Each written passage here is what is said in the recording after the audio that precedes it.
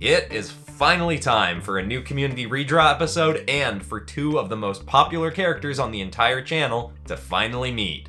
Good old Benny Sharp and Dr. Champagne McGreggor. An optimistic but shady mech armor salesman and a notoriously grumpy former dinosaur geneticist. This is gonna be a super fun story to write. A month ago, I put out descriptions of 5 of the characters that were going to show up in today's episode, and all my subscribers had the option to pick one of the descriptions and design what they thought that character should look like for this episode. Today, I'll show off almost all of the stuff that was submitted and redraw my favorite selection for each character, while telling the story Sharp v Champagne, Dawn of Friendship. Let's see if I can make this episode as funny as it deserves to be. Let's go. Hit like if you want, subscribe if you feel like, but either way, enjoy the show. Oh, jeez, is someone planning on shutting that thing off? Hello? Earth to the shop, gang. I know you'll all answer to that name eventually. Anybody there? Benny called out over the blaring sound of an alarm. He was reclined back in a lounge chair, fiddling with the work-in-progress dimensional transportation watch as the pulsing sound rang through the former Agency of Supernatural Protection, which was in the process of being changed into a base camp for Benny and his interdimensional friends. Benny quickly realized that all of his friends were off on different missions in other dimensions. He leapt out of his chair and headed for the security room. You know, I can be loud and annoying too. Blah, blah, blah. He got to the security room and hit a whole bunch of buttons until the sound finally stopped. He was going to just ignore whatever had started the alarm when the text on the largest middle screen caught his eye. Dimensional breach, unauthorized Nexus access. Well, I wasn't planning on getting any exercise today, but I guess if you insist, let's see who came to play. He casually walked towards the entrance of the building where one of his many mech armors was standing, peeled open for him to walk into. He stepped into the suit, then pushed through the doors and was immediately faced with a woman in a white and black star-patterned suit with a prosthetic mechanical right arm that immediately caught Benny's attention. Skipping introductions, he grabbed her arm and raised it closer to his eyes.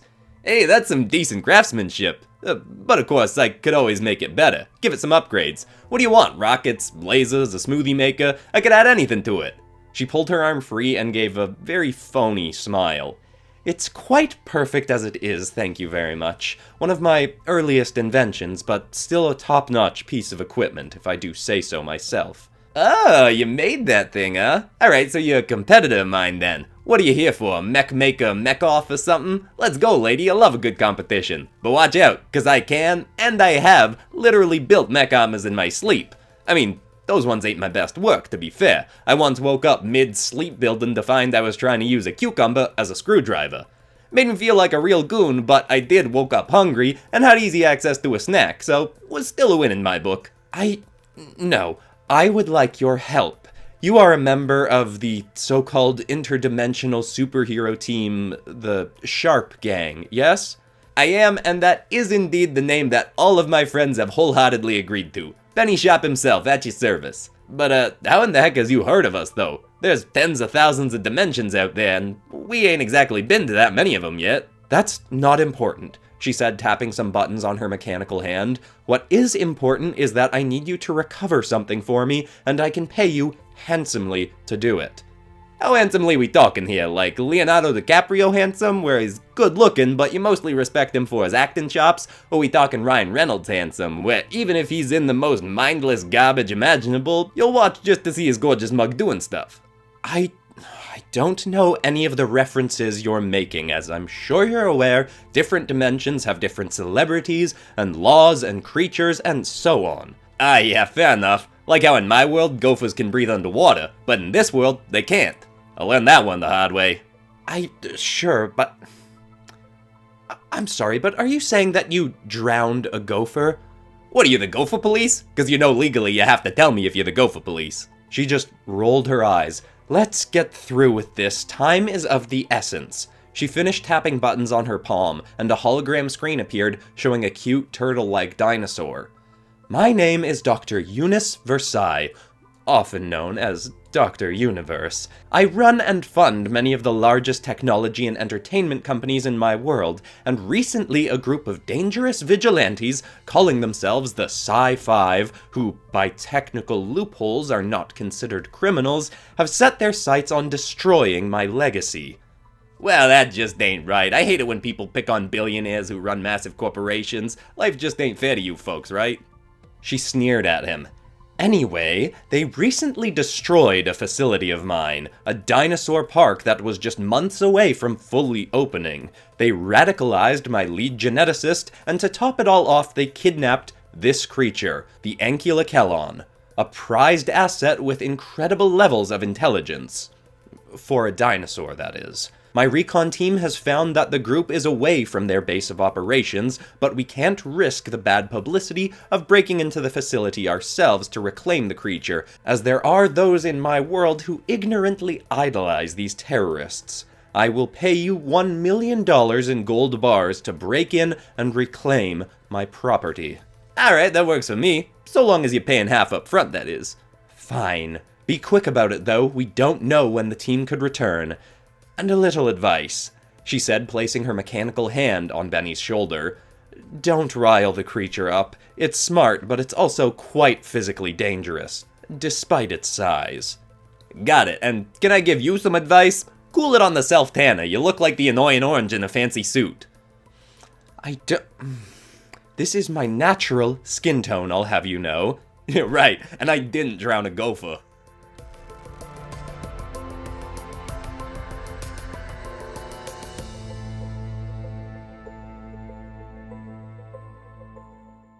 Dr. Versai transferred a small mound of gold to the agency, then ported Benny to her world, giving him directions to the Psi-5's base of operations. It was in a grassy, mountainous region, and all that was visible of it was 2 floors sticking out of a cliff, but Dr. Versai had told him that there were likely closer to a dozen floors, built into the rocks.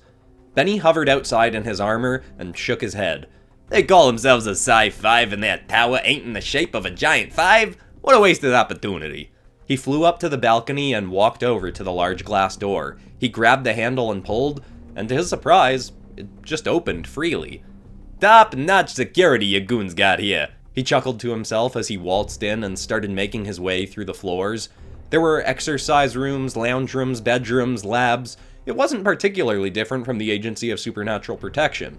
Eventually, he rounded a corner and bumped right into another person, spilling the coffee they carried all over the place. The figure stumbled back in angry shock. Who the bleeding neck is you? What you doing here? Benny glanced the man up and down. He was a snarling but handsome man with frazzled hair, a dirty lab coat, mismatched socks, and a prosthetic mechanical arm. Hey, you got one of those fancy arms too. You related to that Dr. Versai lady or something? His lip quivered angrily. Versai? Like Eunice Versai? Don't you dare compare me to that top-notch clown of a lady, you stupid mug. And why would having a mechanical arm make me related to someone else with a mechanical arm? People ain't born with mechanical arms. And you didn't answer the blatant question. Who is ya, and what is you doing here? Well, that Dr. Versai lady paid me a buttload of money to come to this dimension here and steal a dinosaur back for her. But clearly she ain't the brightest glowworm in the cave, cause she said nobody was gonna be here. She also didn't know my bud Heath is actually friends with the Psi-5, and I know they're good folks, so I was just gonna come here and mess around for a bit till they got back, tell them what was up, and then maybe we could all go and take down Versai together or something. The snarling man stiffened his stance. Versai put you up to... Look, I ain't a fan of the lady, but she ain't one to botch a plan. She is pretty conniving and smart.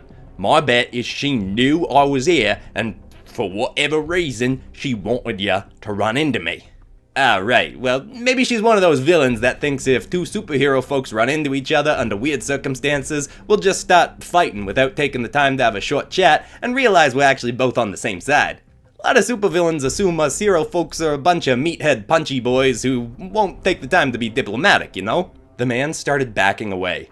Nah, if she sent you in here, she knew exactly what she was doing. His eye caught a security camera that suddenly turned towards the 2 men. Against his will, Benny's arm in the mech suit lifted up and pointed at the grouchy man before him. Oi, what is he doing, you stupid mug? I ain't doing this, I swear. The suit's acting on its own. But you better run, cause this thing's got weapons coming out of all its wazoos. A rocket popped out of Benny's forearm as the man turned to run. Benny used all his strength to move his arm slightly aside. The rocket fired out but shot down the hall, just passing the man and exploding a crater into the wall. The man ran as Benny sprang after him, trying to force his suit to stop, but barely doing anything against its strength. The weapons on Benny's arm rotated. Hey, I think it's changing to the laser, bud. It shoots in 10-second bursts max, then it has to recharge. The man was already puffing in breaths as he ran. Great! That's real informative. I'll just become laser impervious for the next 10 seconds then. You can do that? Well, that's perfect. Ugh, mug. A green beam of light exploded from Benny's arm and started carving through the walls. Champagne dove into the weights room and ran around the corner. Benny marched in after him, still firing the beam, but trying to push it off course. Hey, I didn't catch your name. Folks call me Benny Shap. What about you? The man dropped to the ground with a beam just passing over him. You really think this is time for introductions? The beam finally stopped and a plasma blade sprung from Benny's arm next. Well, if I end up accidentally killing you before I get your name, I won't know what to write on the apology card to the Sci-5 for killing their friend, you know? Benny sprung forward with his arm cocked, but just before he could reach the man, a yellow club tail swung out of nowhere and smashed him aside into a wall. A 3-foot-tall, 6-foot-long, grinning dinosaur stomped between Benny and the man. Ugh, good boy, Macy. Could've used you a few minutes ago, but better late than never. He turned back to Benny, who was getting up and readying his blade again. Name's Dr. Champagne McGreggor, and you ain't doing no killing with my little friend here around.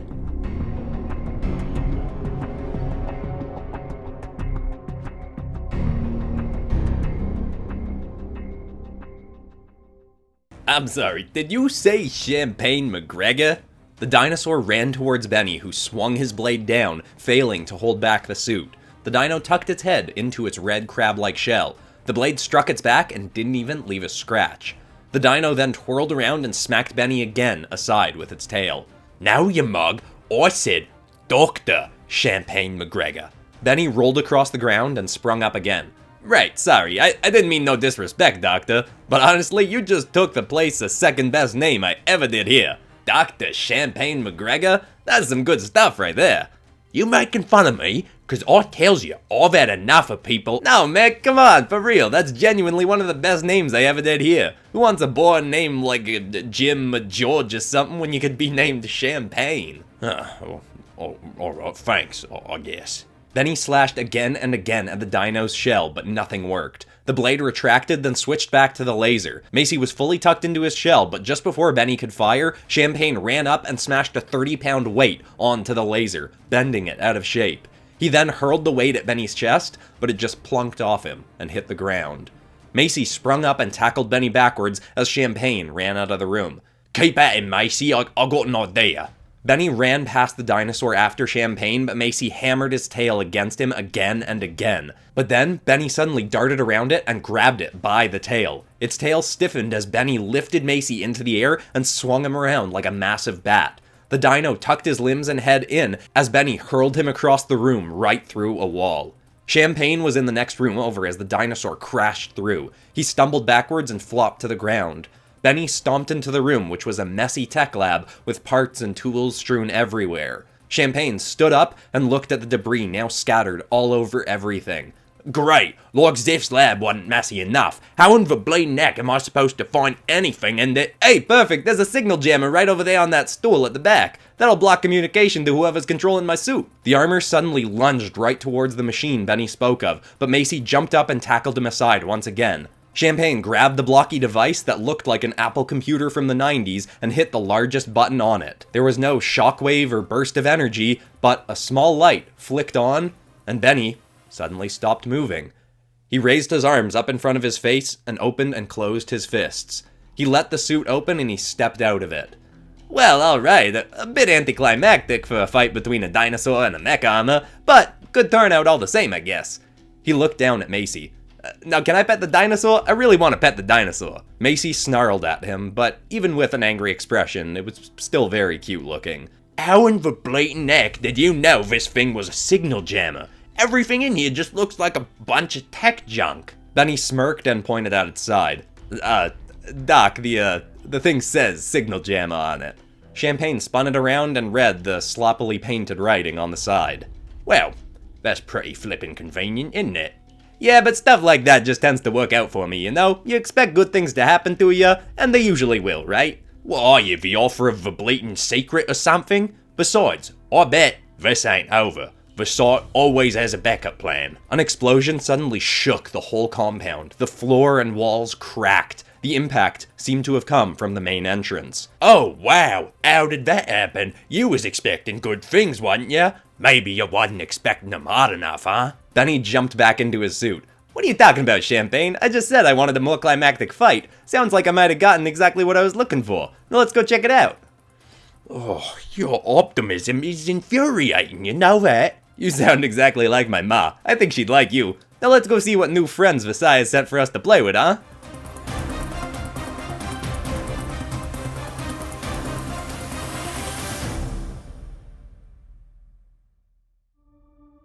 Benny, Macy, and Champagne all ran through the cracked and crumbling halls into the main room. The balcony was destroyed and debris was spilling into the canyon. The doors and windows were smashed open, and in the middle of the room before them was a young woman with massive eyes, glowing orange hair, standing at no more than 5 feet tall. Is she with you? Well, of course she ain't. The flip are you talking about? She's probably the one destroying the place. I don't know, felt like the right thing to say. Hey, you little orange gremlin, you the one blowing stuff up? You gonna give us a good scrap or what? She sneered her gap-toothed grin at him. Who you calling a gremlin? You look like a busted mechanical elf, old man. God, she sounds just like you. And oi, don't call people old. It ain't our fault you look like a homeless track-running 12-year-old with a skin condition. Actually, bud, I don't mind being called old. Aging is great. The older you get, the better your life gets, cause you're 1 year smarter than you were before. Oh, don't call me bud. And I was defending you, you clown. And aging is the worst. Every year you get closer to death, and your body reminds you of it every single day. Is it weird that I'm starting to find your cynicism charming? Maybe it's just because of the semi-ambiguous accent. Where exactly you from? Before Champagne could answer, a set of stomps shook the room, and a towering, red-clad figure stomped forward and tackled Benny aside, carrying him across the room and slamming him into a stone wall. The figure stepped away, pulled a massive red sledgehammer from its back, and swung it at Benny. He raised his arms to block, but it still smashed him right over, dropping Benny to the ground. Yeah, good one, Crash. I'll take care of the doctor, then you gotta go plant the rest of the explosives. Crash swung his hammer down, but Benny rolled out of the way. We used all the explosives already, Burn. I didn't know this place was bigger on the inside. Well, I told you that like 7 times. We're supposed to destroy the whole place, you moron. Burn ran towards Champagne, who just stumbled back, but Macy leapt in front and swung his tail. Burn leapt around the first swing, and then the next, and the next. She took a deep breath and spat a stream of fire from her mouth at Macy. He ducked inside his shell, but still moaned in pain from the heat. Alright, new plan, Crash. Just kill these two, I'll set the place ablaze, then we can get out of here with the stupid lizard. You got that one through your big dumb thick skull? Crash swung his hammer down, but Benny jumped up and hovered back away from his foe, springing out his plasma blade again. Dr. Young says I'm not supposed to let you talk to me that way anymore, Burn. Yeah, well I say Dr. Young can go suck on a bag of eggs. Benny fired forward and slashed his blade, slicing Crash's hammer in half. But Crash just tossed the pieces aside, grabbed Benny's arm and squeezed it tight, cracking the armor, deactivating the blade. Crash reeled an arm back and punched Benny right in the face, denting his helmet and sending him soaring outside the building. Wait a blatant minute, Champagne said, stepping farther away from Burn's flames. Did you just say, Dr. Young? Since when did my therapist start seeing supervillains? I'm not always a supervillain. I also like to ski. Benny tried to rotate his weapons, but his arm was too smashed up. He looked over at Macy, who was still tucked into his shell, roaring louder at the flames being spat at him. Seeing the dino tucked in again gave Benny an idea. Hey, little dinosaur, I know you probably still don't like me very much, and this ain't likely to help that situation, but I got an idea. Benny shot across the room and swung an arm at Burn, who ducked under it and rolled aside before springing up again. Benny grabbed Macy by the tail, lifting him up. With his tail stiffened out, the dinosaur stretched out from Benny's arm like a massive mace. Bud, I think I just finally understood your name. Now let's go out swinging, shall we?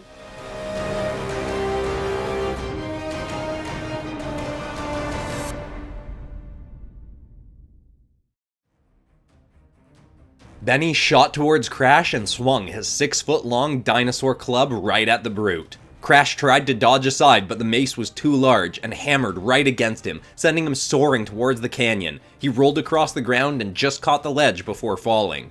Byrne leapt over to Champagne and took in a deep breath. Champagne slammed his mechanical hand into the villain's face, holding her mouth closed. Fire spewed out around his fingers, but didn't get close enough to him to hurt him. Hey, Dr. Fancy Drink, duck, would ya? Champagne dropped to the ground. Benny swung Macy and smacked right into Byrne, sending her soaring across the room and crashing through debris, rolling to a stop. Thanks, mate. Good swing. One of Versai 5, Calamity, uses this same trick with Macy too sometimes. I can see why. Ain't no weapon like a living weapon, am I right? And hey, been meaning to ask ya, since I'm assuming you're not actually from Champagne in France, does that mean you're technically Dr. Sparkly Wine McGreggor? And I ate you again. Crash had pulled himself up and saw Byrne on the ground. Nobody hurts Byrne. Crash, smash. He stomped across the room and leapt at Benny. Benny spun in a full circle, getting momentum, and slammed the careening brute out of the air, sending him right into a wall behind Byrne. Byrne was slowly getting up and snarled, then spat out a tooth. Are you kidding me? Another one? Alright, I'm over this. I don't care if Versai pays us or not. This ain't worth it. Let's go, Crash. I don't know. Dr. Young says there are few things more confidence building than completing a task that you set out to. Would you shut up about your therapist? We're leaving before I ain't got any teeth left in my— The whirring of an engine overwhelmed the sound of Byrne's voice. A small jet pulled up next to the destroyed balcony. The cockpit opened, revealing 5 heroes, all looking angrily at their destroyed home. I hope Dr. Young does jail calls, you mopey dope. Crash and Byrne didn't even put up a fight after that. The Psi-5, with Benny's help, tied them up and interrogated them. As Benny and Champagne had already started to speculate, Dr. Versai had hacked Benny's suit when she touched his armor. She'd also hacked into the security cameras and hoped to get footage of Sharp killing Champagne so that the Psi-5 would see it and pit them against Sharp and his friends. She hoped that would distract them from targeting Dr. Versai's businesses for a while. She'd also paid off Crash and Byrne to both destroy the Psi-5 compound and to claim they were working with Benny to seal the idea in the Psi-5's mind that Sharp himself was a villain. After the authorities took Crash and Byrne away, Benny stayed to help with some of the cleanup and to keep chatting with Champagne. So wait, you telling me you actually drowned a gopher? When did everybody start caring so much about gophers? Besides, it wasn't my fault. I would have built it a little gopher mech suit or something, like I did for my dog that one time, if the stupid animal had just told me it couldn't breathe underwater. You're ridiculous, you know that. I don't understand how you think you qualify as a superhero when you're killing cute little animals. I kinda fell into it, sorta a part-time gig. But lets me jump around to other dimensions a whole lot, you know? Maybe you could come with me sometime, you know? We could bust up some goons, then go get some dinner in like a Dungeons and Dragons kind of world or something. I think that'd be fun, right? A Dungeons and dinner? Are you hitting on me or something? What, was I being too subtle? Cause I've been accused of a lot of things before, but never subtlety. It ain't exactly my style. Oh, look, I ain't interested, mate. You're kinda infuriating. Maybe you're not interested yet, but I got a bad habit of growing on people. You'll see. Yeah, whatever. Oi, now I ain't asking this out of vanity or nothing, but you said I'm the second best name you ever heard. So, who's the first? Oh, I once met this lady whose name was Grapefruit Melancholy the 16th. Champagne just looked at him dumbfounded for a moment, then said, "That is a pretty glorious name." They continued to clean and rebuild, and while Sharp and Champagne certainly had some massive differences, that mess of a day was the start of a very beautiful friendship? We'll see.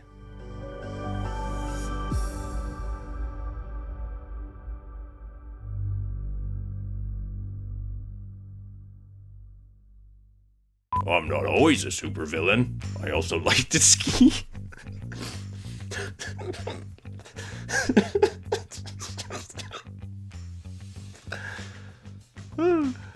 I'm not always a supervillain. I also like...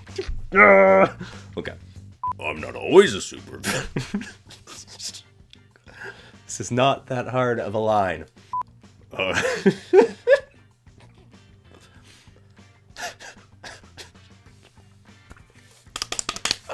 Okay. Well, those are some designs that I'm very happy to have as the background for the next month. Thank you so much to everybody who submitted. I was very, very picky with this community redraw because obviously some of these characters are characters that I've been writing for a while now, but there was tons of cool stuff to choose from. And of course, specific thank you to the people that ended up getting selected. Skipscap17, Oop, Finn Ballinger, Levi Richardson, and Toonboy. This was both a very fun community redraw and fun multiverse tale, but of course we're gonna keep things rolling and go right into the instructions for the next community redraw episode, which will come out at the end of this next month. For this one, I want you all to submit your own original creatures that would fit into the world of the Beast Chronicler, Tayron Janivar's world from Multiverse Tales. I want you to do 3 drawings of the creature, 1 of it at rest, 1 of it in movement, and 1 close-up of its head. And instead of redrawing your creatures, what I'm going to do for this episode is take a bunch of my favorite creature designs and turn them into suits of armor. Or more specifically, Vasilia Kuznet is going to turn them into armors. If you don't know who she is, then look at Elements' Fantasy Armors episodes. As always, you can submit to Discord or email. I'll put a deadline up on screen, and I'm very excited to see what you all submit. But besides that, that's all for today, except of course for ending this video on some kind of positive or uplifting note. And the idea I want to leave people with today is a very simple one that I really like. I heard earlier this week that some storms just come to clear a path for you. I think that's a really nice thought. Hope that's helpful to someone out there. Thank you so much for watching. I love you all, and I'll see you all in the next episode on Friday. Goodbye.